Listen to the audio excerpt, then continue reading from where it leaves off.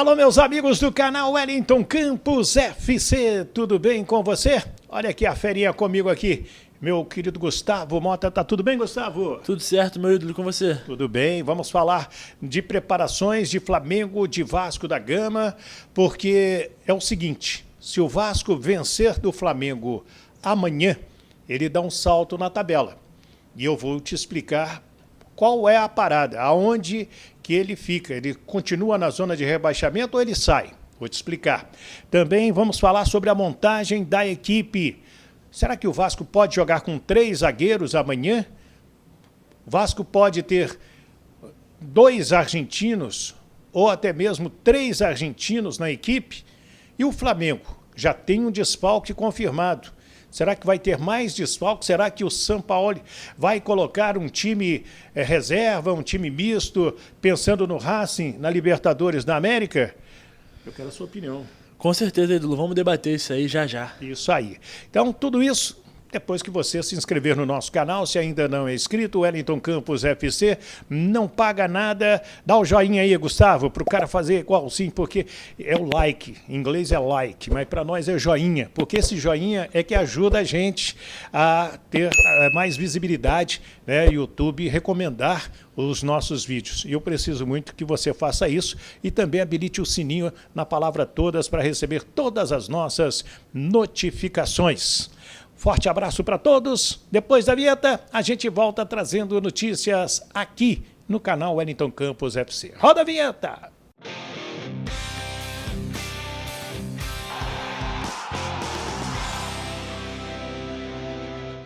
Legal, meu ídolo. Olha aqui, deixa eu mandar um abraço para o meu amigo Alexandre. O Alexandre trabalha com imóveis, né, com imobiliária, é um grande vascaíno na Tijuca. E ele, no café da manhã, todos os dias, o cafezinho, né, o café da manhã e o vídeo do canal Wellington Campos. Então eu falei assim, pô, me manda um bom dia.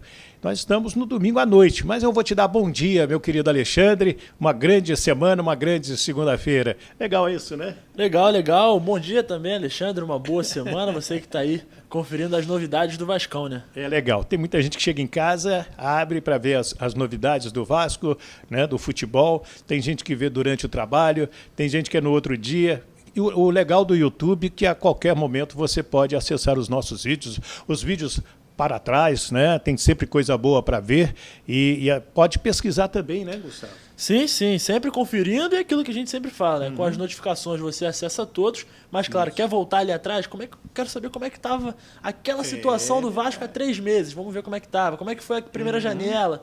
Então isso é bem legal também, até para ver como é que está a evolução do time. É isso aí, principalmente o Vasco é um time que está em montagem, né? Tem vídeos aí que nós trouxemos aí o Paulo Brax da coletiva dele da semana que passou. É importante falar na correção de rotas, em contratações, em reforçar o time.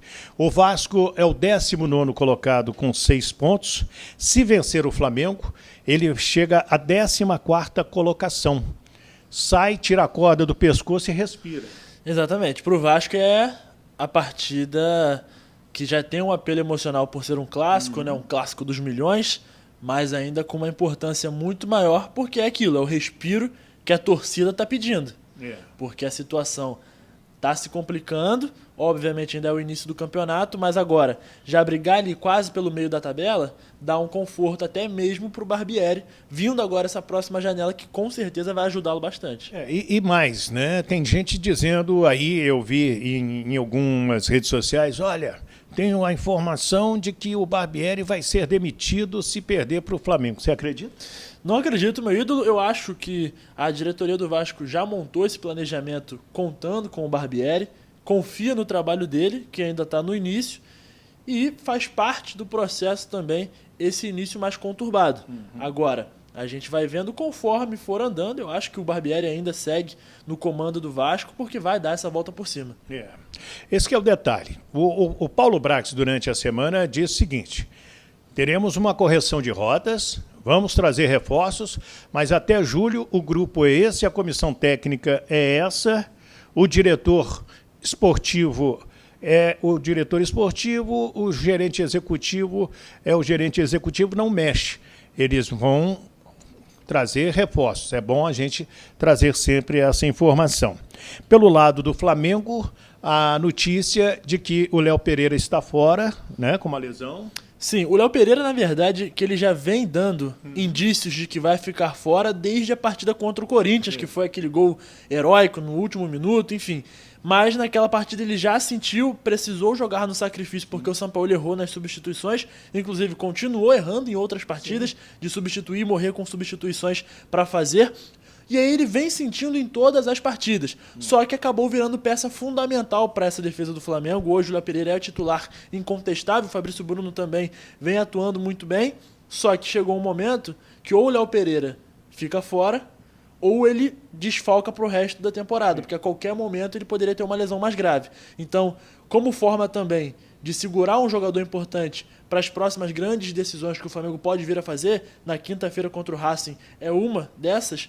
Então a diretoria, a comissão técnica e o departamento médico decidiu, por bem, que o Léo Pereira fique fora dessa rodada contra o Vasco, para que outros jogadores possam fazer essa função e ele descanse também para voltar 100% no futuro. Eu tenho uma pergunta para te fazer, mas nessa sequência de departamento médico do Flamengo, outro que não treinou hoje, Gabigol, e será reavaliado amanhã. Para quem não sabe, no Flamengo os treinadores dão treino tático no dia do jogo, né? Como o Flamengo concentra no Ninho do Urubu, então facilita a vida do técnico. Pela manhã ele faz um trabalho, ali ele confirma o time e coisas do gênero.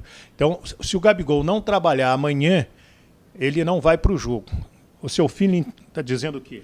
Olha, é até bem surpreendente, né? O Gabigol fora, porque atuou os 90 minutos contra o Fluminense, fez um gol, inclusive, correu bastante, deu pra ver que no final da partida ele estava completamente exausto, sequer dando piques para ajudar na marcação, até porque a partida também... Só a língua que estava descansada.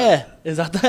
A língua ele deixou para gastar na entrevista final do jogo. Agora, é uma surpresa ele ter ficado fora desse treinamento. Amanhã vai ter essa reavaliação, talvez tenha sido até mesmo como um fortalecimento muscular no treino de hoje, porque ele já ficou fora em outras oportunidades para fazer esse fortalecimento, para voltar ainda melhor.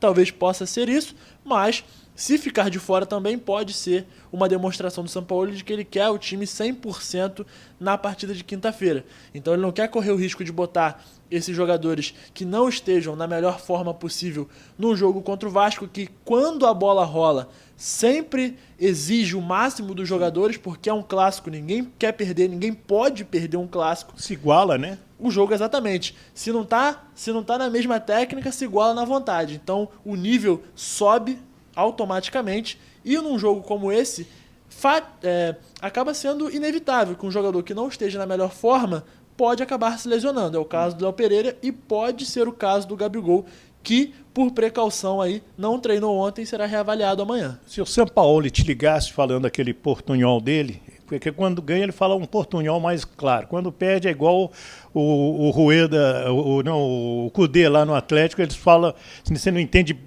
bulufas de pitibiribas do que os dois falam, né? Eu já prestei atenção nisso. Mas você diria para ele, Sampaoli, dá uma segurada aí, alguns jogadores, deixa para quinta-feira contra o Racing, ou vamos com tudo para cima do Vasco?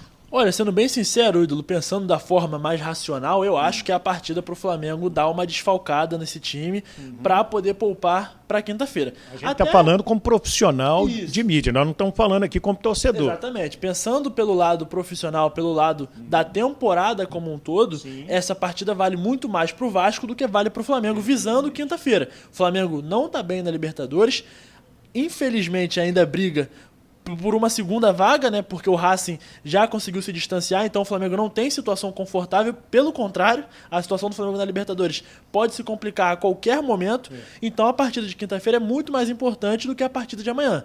Essa é a hora do Flamengo provar que tem um elenco para brigar pela temporada. Então, o Pedro é um ótimo centroavante, pode tranquilamente fazer essa função ali onde o Gabigol joga. E aí ele consegue. Né? O Cebolinha abre nas pontas, ele tem o Matheus França que joga muito bem por ali, o Matheus Gonçalves também surgiu na base agora com boas atuações. Então, pensando por esse lado profissional, eu acho que é a hora dele colocar a cabeça no lugar, acalmar os ânimos, mesmo sendo um clássico, é uma partida com um apelo emocional muito maior para o lado do Vasco. Eu acho que ele pode poupar, até mesmo como a gente acabou de comentar. Imagina se, na vontade, esses jogadores doarem 100%, 150% de si e acabarem se lesionando. A partida de quinta-feira vale muito mais do que esse jogo de amanhã. Eu concordo plenamente com a sua opinião de que o que vale para o Flamengo é o jogo de quinta-feira.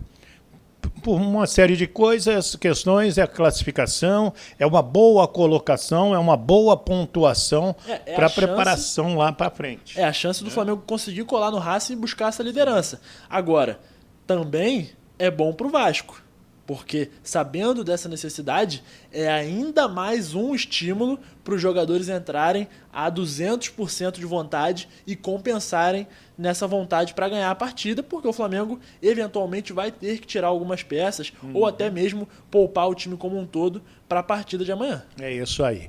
Olha aqui, o Andrei Santos e o Marlon Gomes, eles não serão relacionados pelo Vasco, por quê? O jogo de ontem da seleção brasileira contra Israel, você viu o jogo também? Vi o jogo, muito vi o jogo sim. Um jogo muito desgastante, um jogo não só fisicamente, como também emocionalmente. Porque os jogadores do Brasil, você via no semblante deles, ali na prorrogação, que assim, você tomar uma virada na prorrogação por si só, já destrói o emocional do jogador. E ainda com aquele estilo de jogo, com o juiz pausando o jogo a todo momento, os jogadores extremamente nervosos. Ô, juizinho ruim, hein? Não, o juiz ali foi como o Andrei Santos falou no final da partida. Pega a camisa do Israel e leva para casa. Porque realmente ele dificultou bastante o jogo do Brasil.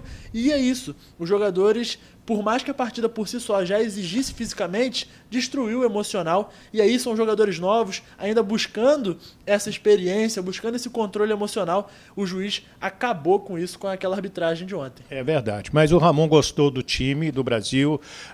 É uma meninada muito boa de bola. Praticamente não tem jogador com 20 anos ali. Sim. É jogador com 18, jogador com 19 anos. E é uma safra muito boa, né? Porque assim, a gente vê os melhores dessa idade hoje são titulares dos seus times. Matheus França no Flamengo, Vitor Roque no Atlético Paranaense, a gente pode citar o Vitor Hugo também, que faz boas atuações no Flamengo também. Não, você tem mais, você tem o garoto Hendrick do Palmeiras, o garoto Hendrick do Palmeiras, o próprio Andrei Santos só foi porque foi um acordo nessa transferência, então assim...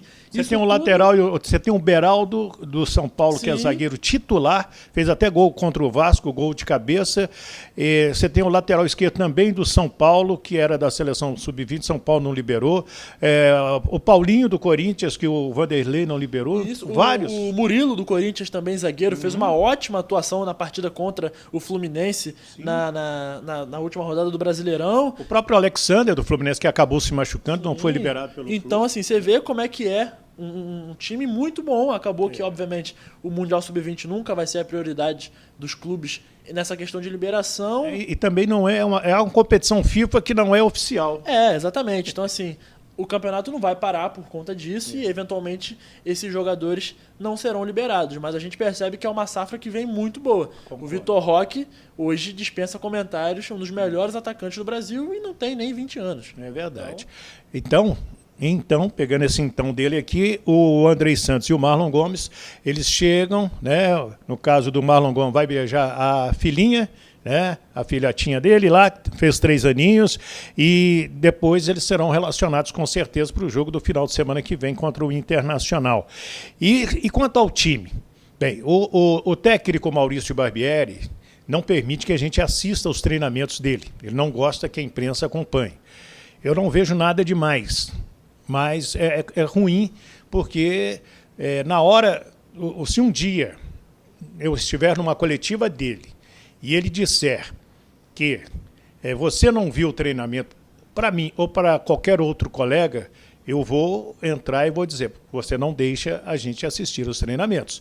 Por quê? Quando a gente assiste os treinamentos, você projeta a equipe, você projeta para o torcedor quem está bem, quem está mal, você tenta entender o que o técnico quis e explicar para o torcedor. Se ele fecha tudo, é até uma frase que eu criei, o treinamento é secreto, mas o vexame é público. É isso aí, porque como você adiantou, o próprio Barbieri, que é um técnico que faz algumas mudanças de partida para partida, claramente é por conta dos treinamentos. Às vezes um jogador que se destacou nas últimas 3 sessões de treino, só que é um jogador que na última partida às vezes não se destacou. Sim. Então como ele justifica para a torcida que esse jogador merece ser titular, enquanto um outro que jogou bem não vai ser titular agora? E a nossa memória é do último jogo, não é da semana de treinamento. A memória é do que a gente vê. Ele tá vendo que o Galarza, ou o Rodrigo, ou qualquer outro jogador está se destacando, mas a gente não. Então, às vezes é difícil de entender por que essas substituições,